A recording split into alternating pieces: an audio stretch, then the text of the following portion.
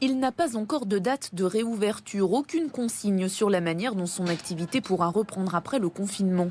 Et pourtant, face à une plage déserte, dans un calme absolu, Eric, déjà en tenue de plage, anticipe.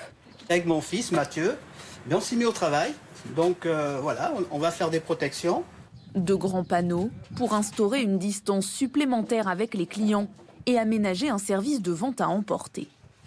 Ici, c'est la partie où on fait les sandwichs. On s'est fait le cadre et on n'a plus qu'à fixer le plexi. Et ça va venir jusque-là, comme ça. Dessous, on passera les produits et là, on sera la tête protégée, la bouche protégée. Comme ça, hein. Une solution en attendant de pouvoir reprendre le service en terrasse, ce qui habituellement représente 80% de son chiffre d'affaires, mais qui lui permet d'envisager la saison estivale. Pour les étrangers, avec les avions, il faut plus y penser. Les locaux, oui. Ici, on a une clientèle familiale, des gens qui viennent régulièrement. Ils vont certainement faire venir leur famille, des proches. On va avoir nos locaux. Une certitude, dans un flou pourtant général, car à l'heure actuelle, personne ne sait vraiment s'il sera possible ou non de partir en vacances cet été. Et pour quelle destination ? Je devais aller en Amérique latine, finalement non. Peut-être en Croatie, finalement non. Donc on se dirige vers les Pyrénées maintenant. Mais on a peur qu'il y ait beaucoup trop de monde. Ça sera très certainement en France déjà, pour éviter des problèmes de remboursement à l'étranger. Et puis peut-être dans des recoins, des endroits un peu plus spacieux et des randonnées en montagne. Les vacances d'été, oui, on y pense, mais ça sera, je pense, ça sera à la maison ici. Non, on ne partira pas. Des Français inquiets et qui ont beaucoup de mal à se projeter. Compte tenu de la conjoncture actuelle, nous vous remercions de bien vouloir annuler notre séjour dans votre établissement les 14 et 15 mai prochains. Dans certains hôtels d'Arcachon, les demandes d'annulation se multiplient.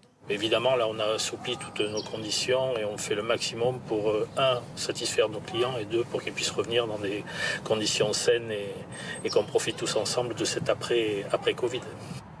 Partout, le mot d'ordre est le même, rassurer. Sur le sable cannois, ce plagiste ne se fait pas d'illusions. Il sait bien que cette année, les vacanciers auront sans doute plus de réticence à étaler leurs serviettes sur la plage, les uns à côté des autres. Indéniablement, on vit quelque chose qu'on n'a jamais vécu. Donc, très sincèrement, je ne peux pas vous dire à l'heure qu'il est exactement ce qu'il en sera, mais ce que je sais, c'est que nous allons essayer de faire une offre rassurante pour la clientèle. Il y aura des espaces de délimité, port de masque, pas port de masque, gel, bien sûr, et toutes ces démarches-là.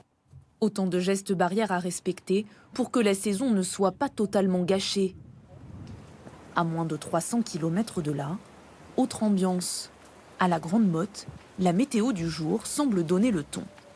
On a zéro visibilité. Oui, forcément qu'on a imaginé de monter une structure plus petite, moins de salariés, mais on ne sait rien. Donc, il vaut mieux partir au départ sur une année blanche, totalement blanche, de préparer 2021, plutôt que de dire en 2020. Aujourd'hui, c'est l'inconnu. Une prudence à l'extrême, en attendant les nouvelles consignes du gouvernement. À cette date, le Premier ministre a simplement assuré qu'il n'était pas raisonnable d'imaginer voyager loin à l'étranger très vite.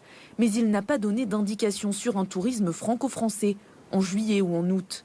Si la situation ne s'améliore pas rapidement, les professionnels du tourisme tablent sur une perte qui pourrait dépasser les 40 milliards d'euros. Des centaines de milliers d'emplois pourraient alors disparaître.